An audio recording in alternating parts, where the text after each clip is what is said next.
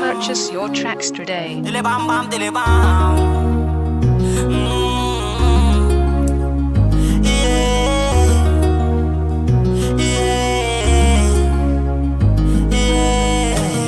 Enule ira-irako meto hoe enao renga inespirako ry malalako fa iny zay efa nanady miandro sasy anao ka tsy fanomezantsiny lay zanako madamany eto ratsy toetra be efa tsy anjony afambanary kely any fa efa lazan'olona vo mendimendy aty lazainy fanekisiko tsy metimety fa so miatoka bezenao nitototo aty zange tsy sekory no itototo aty megavy atanandro enao ny lela-palaty zale filmanay roveno ataonao parody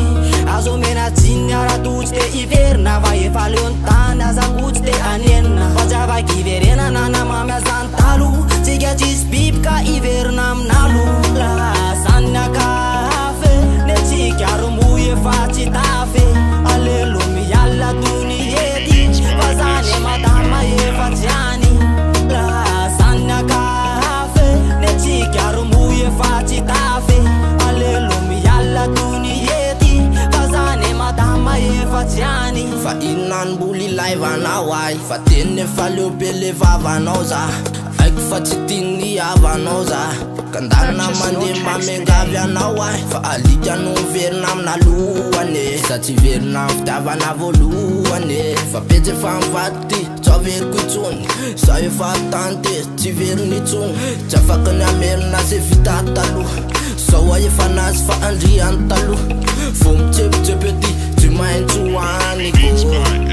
sapany matitsy efa ny volaniko efa ny volaniko la zany akafe ne tsika romoy efa tsy tafy alelo miala tony ety fa zany e madama efa tsy any